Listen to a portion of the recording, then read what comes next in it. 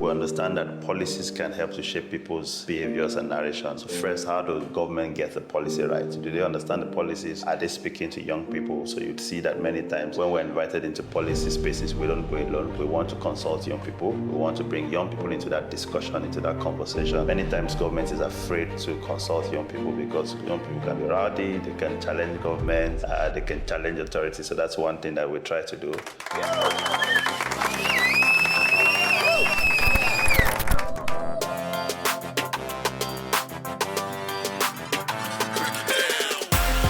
When you hear that sound, you know what time it is. It is time for the best podcast in all of podcastdom, if that's even a word. Yeah, hello and welcome to another episode of Break It Down podcast, brought to you by Nigeria Health Watch. My name is Chibuike. And I am Asari. As usual, this episode promises to be an exciting one. As you know, the Break It Down podcast is brought to you by Nigeria Health Watch. And every time we publish, every 2 weeks that we're out, we aim to demystify complex health policies and issues to foster informed public engagement.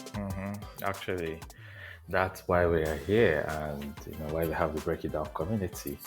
A couple of weeks ago, I had a chat with Rotimi Olawale. He is the co-founder of Youth of Africa.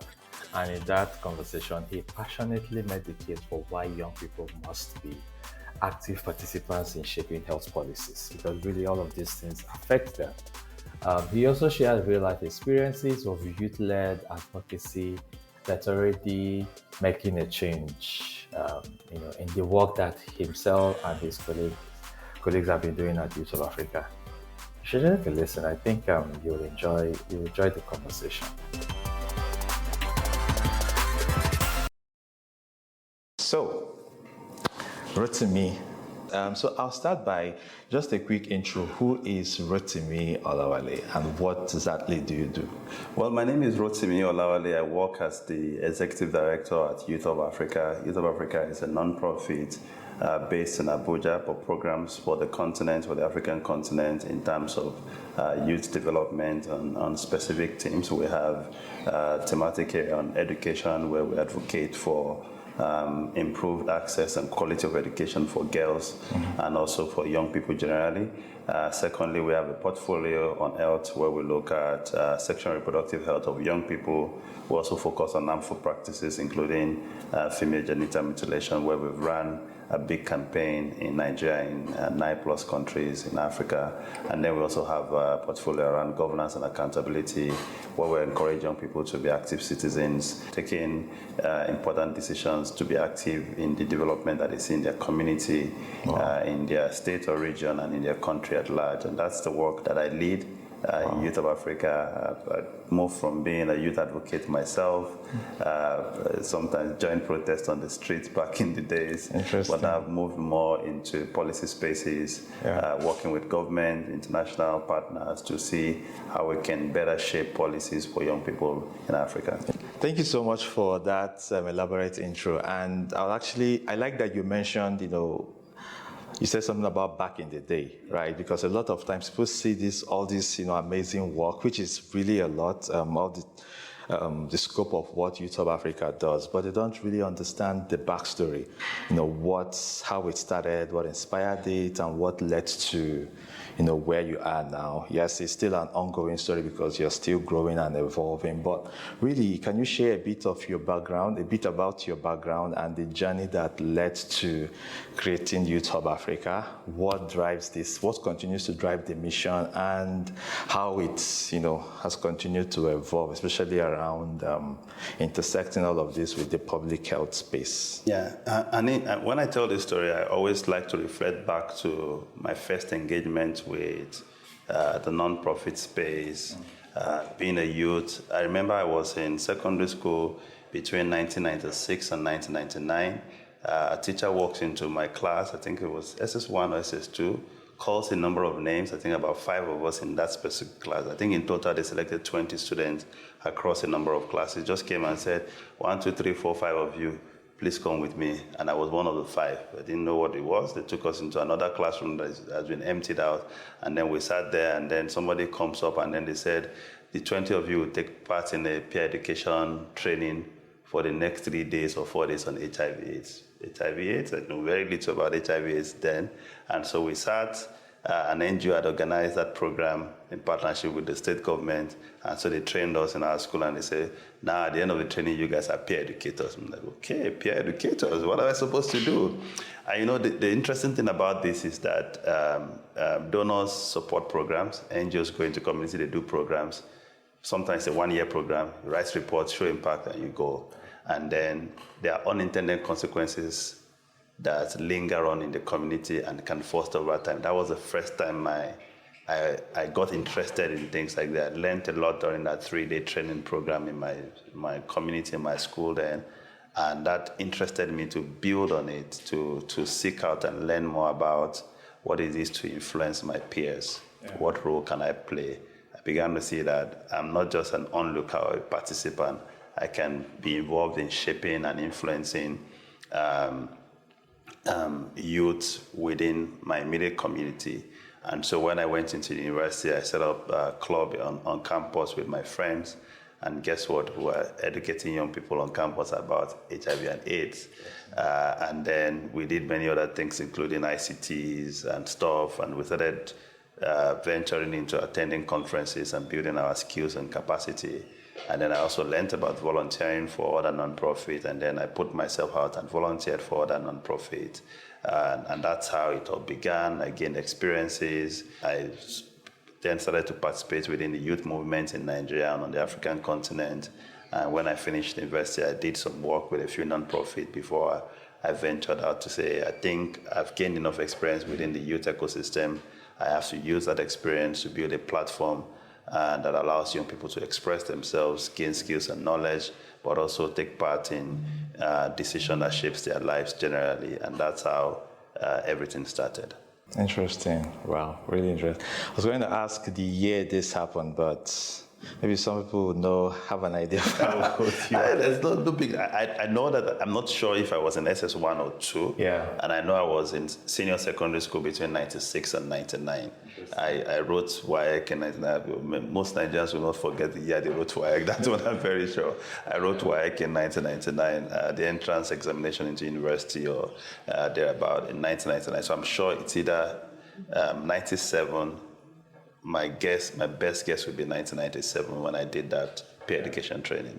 Interesting. So I know you work across, sectors, different issue areas, but speaking about specifically about public health issues, what are some of the issues or challenges around public health that Youth of Africa focuses on or tries to address? And what are some of the strategies that you deploy in order to address this? And if I can slot in another there, what are you learning or have you learned in this mix of strategies that you use in the work that you do? Yeah, I think that in the work that we do around public health largely would be our work in shaping young people's perception on taking control of their health, especially their sexual and reproductive health, understanding their bodies, how their bodies function, knowing to let young people know that they are normal, people that are going to have desires, they're going to have urges and stuff like that. And so how do you take informed decisions around that? We've also done some work around harmful practices. Largely our work has focused on female genital mutilation. And so our view is first, the way that Youth of Africa works is we understand that policies can help to shape people's behaviors and narration. So first, how does government get the policy right? Do they understand the policies? Are they speaking to young people? So you'd see that many times when we're invited into policy spaces, we don't go alone. We want to consult young people. We want to bring young people into that discussion, into that conversation.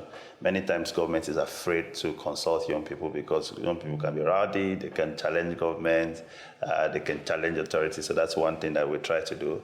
When we feel that the policy is right, then we go into how do we work with young people to build their capacity, to train them, to use them like I was use in 96 to 99 as peer educators to talk to their peers, to create a safe space for them to express themselves. And then finally, we're looking at behavioral change. We believe that behavioral change does not happen at once. If you tell people HIV/AIDS is real, Does that mean that they'll start using condom tomorrow? It does not necessarily translate, It takes time for behaviors to change. You also look at social norms. Social norms is difficult. COVID came, they said all of us should start wearing masks. We found it very uncomfortable at first, tying things on our noses, and then some of us, because of travel, we have to get jagged for COVID test. It was very uncomfortable. It took a while before we got used to those things, so it takes a while. And that's one of the challenges, understanding the funding cycle, donor cycle, many times 6 months, 1 year project, but behavioral change can be more mid-term to long-term. And so that's one of the things that we've seen in our field, that it takes a while to change people's behavior, to change people's perception. There are ways, the levers you can move to nudge them in the right direction. But what we've also known is that when you use force, when you ban things, people rebel, especially young people. If you say, don't do this by force, and now a group of young people are not excited. Why are they saying I should not? I want to even do it. Let's see what will happen. Some people will not do it. They're like, don't touch it, they won't touch. But there are a group of young people like, don't touch it. I want to touch and see what will happen. So you want to create a safe space for people to learn, fun environment for young people. Young people don't want to sit in boring lectures or seminars for hours on end. Attention span is getting lower and lower every day because of social media. Many things are competing for their attention. So how can you make it fun? How can you make it educative? How can you create a safe space for them to talk? Most young people don't like that adults talk down on them, give them instruction. They don't even want to know what they're thinking. So we create spaces for them to express themselves. We don't tell them this is wrong or this is right. We provide fact-based information. Sometimes they challenge us. Yeah. We create an environment to have games, to have fun, and then they learn using that. We've also tested by using entertainment. We've created a web series. Nigerians love Nollywood. They like to watch drama and that we've created 1 or 2 web series that looked at the intersection of child marriage with female genital mutilation and also education. And a lot of people have learned using that medium, because they're watching a movie, they don't know that they're learning, picking stuff from these movies as they go. We know that movies are quite very powerful, because as I travel all over Africa, for instance, you meet people in Kenya and they say, oh, Nigerians and juju, because they see a lot of juju in our movies. And then it's very common. I go to meetings, I go where people say, Ogao. I'm like, where are you learning this from? But they're learning it from our movie. They say Igwe, they're learning it from a movie. But how can we flip that script and let young people learn other things from our movies, not just the mannerisms of Nigerians? How can they learn social behavior? How can we use that to shape social norms across the African continent and the African diaspora?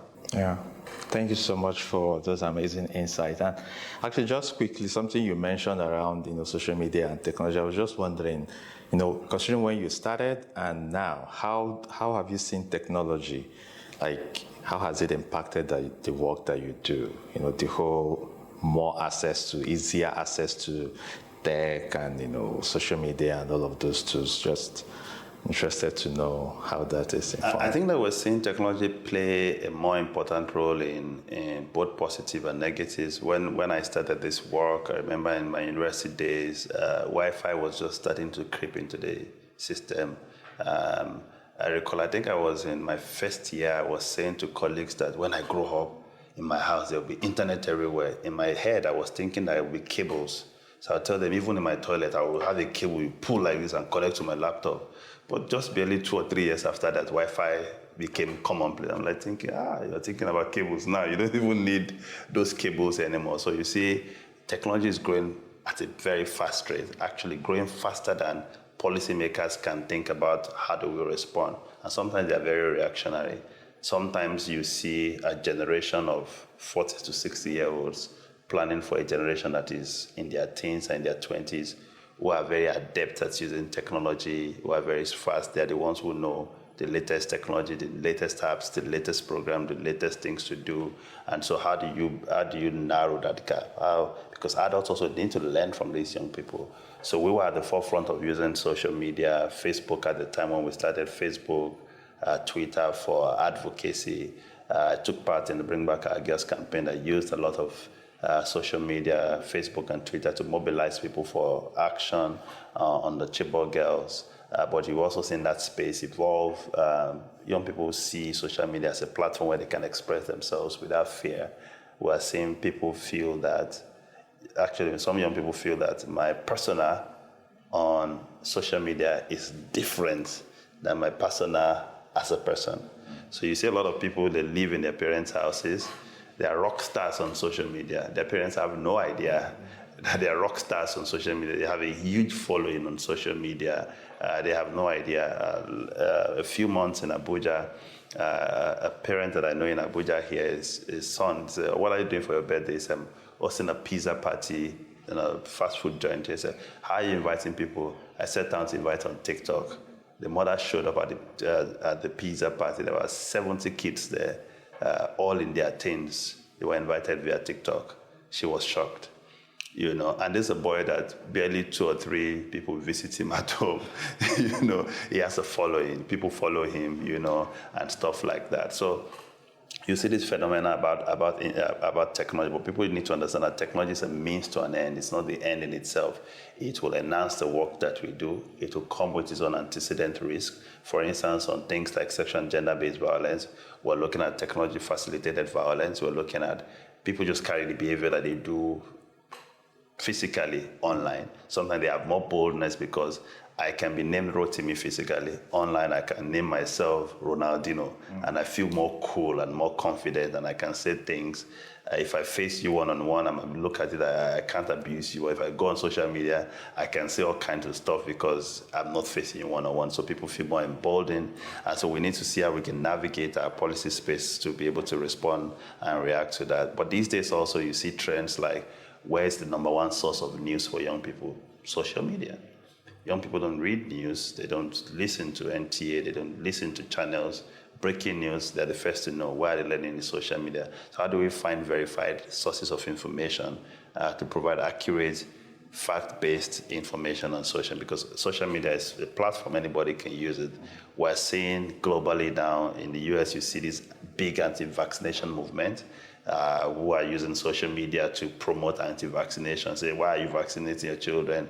You see in the US now, people are saying, don't vaccinate my children. Yeah. We are promoting here that all children should be vaccinated, and some people are saying, no, we don't want vaccines anymore. So you need to be constantly monitoring these trends and seeing how can we use that as a force for good, and that's some of the things that we do at Youth of Africa. Actually, that's a whole conversation on its own. But I'm glad that you were able to share those quick insights around how technology is, has continued to evolve and impact the work, but also on young people and their, potential to drive growth in the continent. I think in a recent BBC interview, the President of Africa Development Bank, Akinwumi Adesina, says something that's quite insightful, that the future of Africa's youth lies on the continent, and that was a very, really profound statement.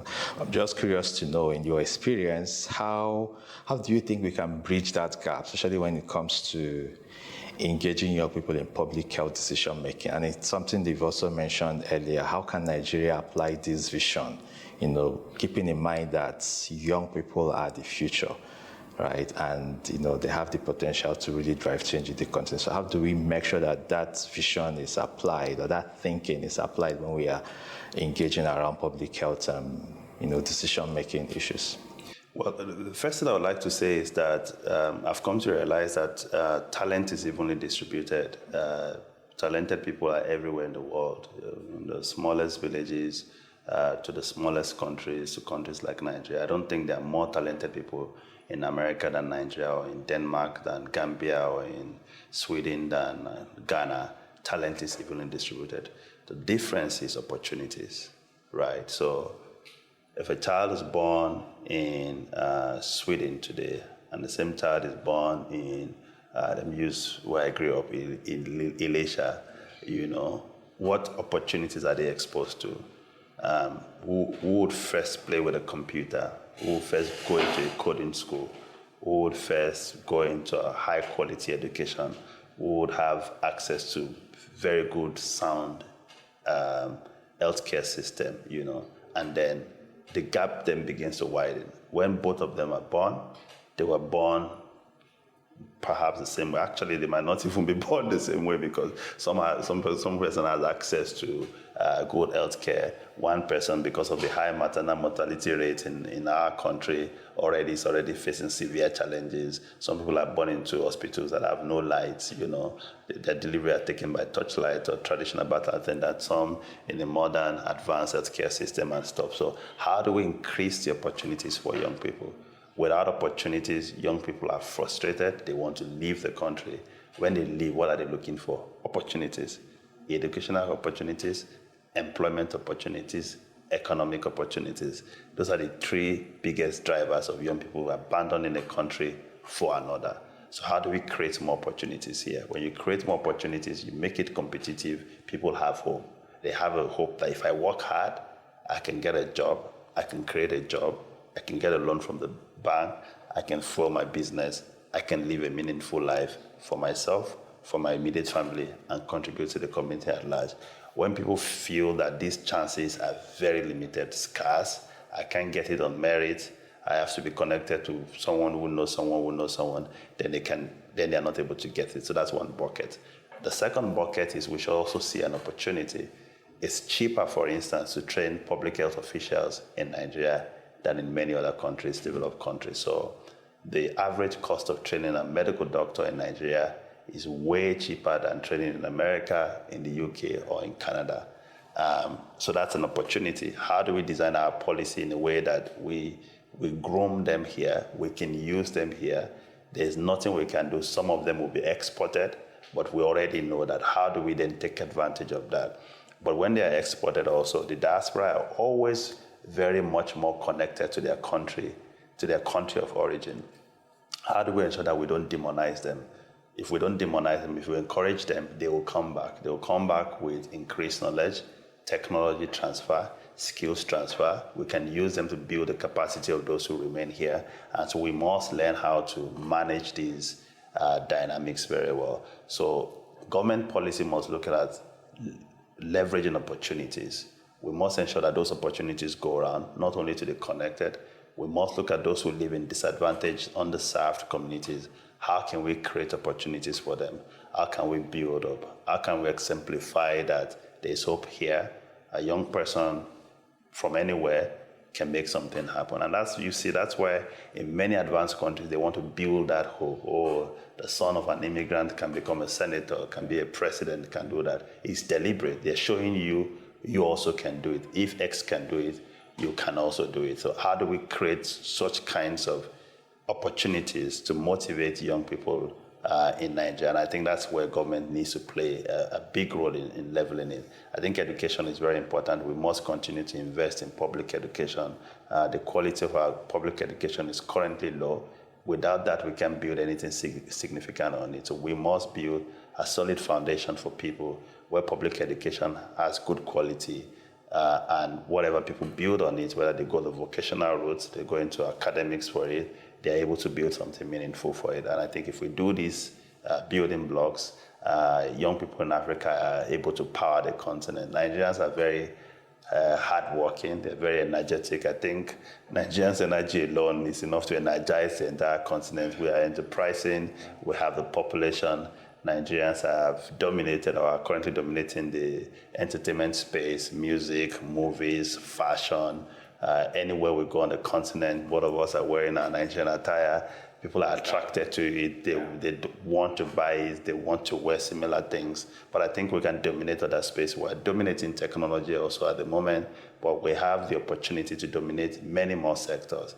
If those opportunities are expanded, we pour in the resources to support young people, we would see that Nigerians will be able to take that, innovate, and lead in many sectors. Thank you so much. I mean, that's really profound. And my takeaway there is really it's important to engage. That engagement is key, create those opportunities, because at the end of the day, what we're driving at is how do we retain them? How do we make sure that, yes, we export some, like you said, we export, but also create the channel for them to give back. But essentially, we also want to retain a lot more of them, especially when it comes to the public health space, where we are seeing a lot of the popular Japa, situation. Yeah, but yeah, that's really useful. So in terms of all of the things that you do, I know you've done quite a lot since you started.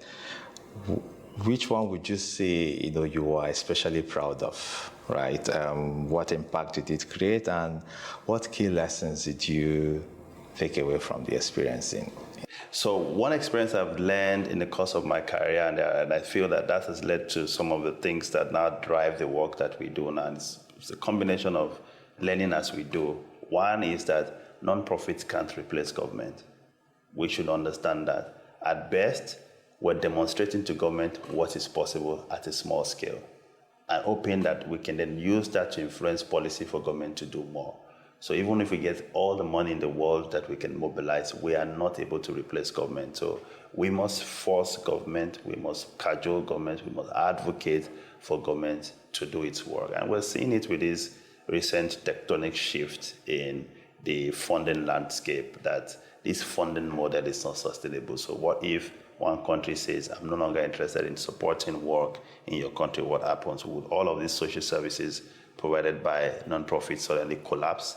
Will people who are malnourished, underserved, relying on life-saving drugs, would they die as a result of having no access? So at best we can exemplify. The work that we do best is when we're able to influence government policy. Policy is passed, and we see the policy has a multiplier effect on a bigger number of people than Youth of Africa can reach. When I see those kind of opportunities, or when I see that happens, I'm always very excited. Sometimes policy can be frustrating, as you know. You push a lot, it's not passed. You push a lot, it's passed, it's not implemented. But when we see policies being implemented, it gives us some interesting things. And I've seen that in the course of my work and career within the youth policy ecosystem. We've worked on several versions of the national youth policy. We've worked on, for instance, the setup, contributed to the setup of the National Youth Parliament many years ago, and you've seen a lot of young people pass through that system and become something viable and contributing to the Nigerian economy and the political space.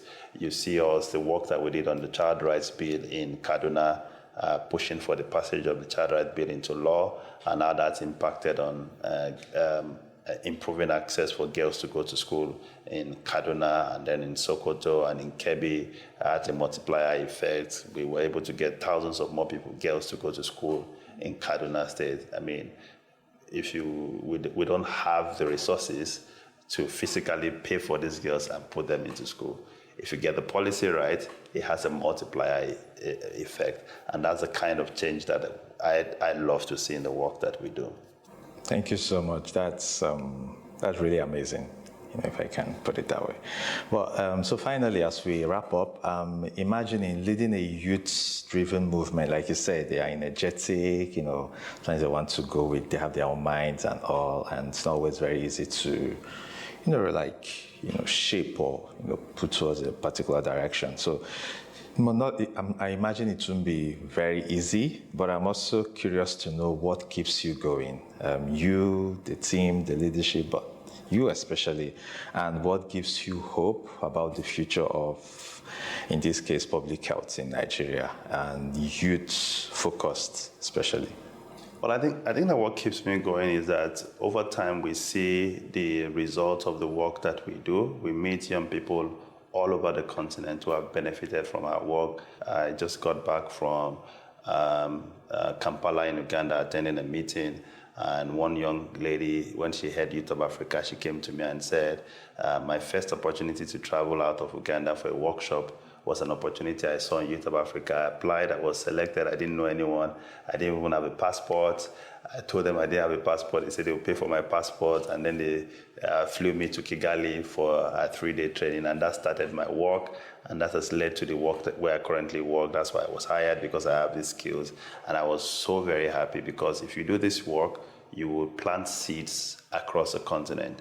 Those seeds will germinate, will turn into something beautiful, and we hope that we'll make the world a better place. We'll make Africa a continent that we're proud of. We want to see the continent safe, secure. We want to see that we build resilience against diseases. We want to see that we have the capacity internally to support any health challenge or any emergencies that we see. We don't want people to parachute into our country as so-called experts. We know that we have local experts. We can build this expert. African, in the spirit of brotherhood, we can support each other when there are emergencies and we can respond to it. We want a world where young people can dream, they can aspire. We can send them to space or even to Mars. They can contribute in making Nigeria a safe, equal society. We want to see the inequality in our society reduce, and that the children of the poor can aspire to leadership in the private sector, in the public space. And we want to see a place where we don't need to lock our doors because our cities are safe. We're not afraid to travel by road or fear of being kidnapped, but we can continue to see a flourishing nation. If we see that, I think our job is well done and we can continue to look forward to prosperity. Thank you so much for having us. Pleasure is mine.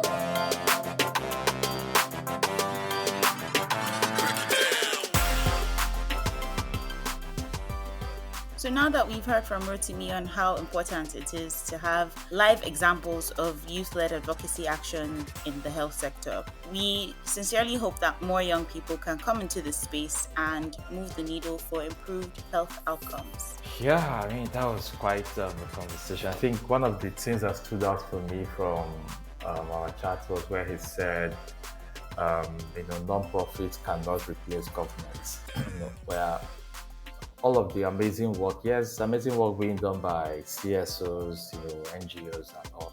But pretty much these are stopgap measures to point out to government areas and also support government really. But as far as sustainability goes and keeping these things going over time and scaling them up, right? The government has to be involved, government has to take ownership. I think that really stood out for me. Yeah. Thank you so much for listening.